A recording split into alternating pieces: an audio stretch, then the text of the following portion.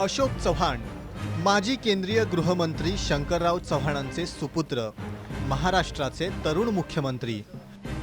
पण आदर्श प्रकरणानं त्यांच्या चढत्या राजकीय कारकिर्दीला ग्रहण लागलं आणि त्यांना बराच काळ विजनवासात जावं लागलं। पण गेल्या लोकसभा निवडणुकीत त्यांना मिळालेला विजय हा त्यांच्या राजकीय कारकिर्दीला नवसंजीवनी देणारा ठरला। महाराष्ट्रात काँग्रेसचे फक्त 2 खासदार निवडून आले, त्यात अशोक चव्हाण हे एक होते। खासदार झाल्यानंतर त्यांना दिल्लीचे दरवाजे पुन्हा उघडे झाले। राज्यातनं इनमिन 2 खासदार निवडून आले, त्यात चव्हाणांनी आपला गड राखल्यामुळे पक्षश्रेष्ठींचं लक्ष वेधून घेण्यात यशस्वी ठरले।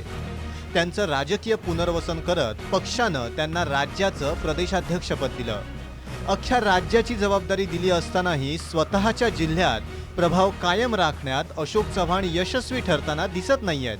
त्यासाठी कारणीभूत ठरतायत ते त्यांच्या सख्ख्या बहिणीचे पती भास्करराव पाटील खतगावकर।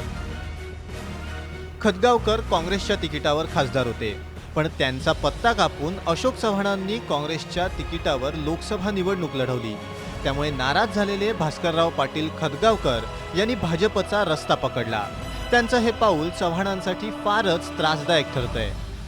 राज्यात नुकत्याच झालेल्या जिल्हा बँकांच्या निवडणुकांमध्ये काँग्रेस राष्ट्रवादीनं आपले बरेचसे गड राखले, पण चव्हाणांना नांदेडची बँक ताब्यात राखता आली नाही।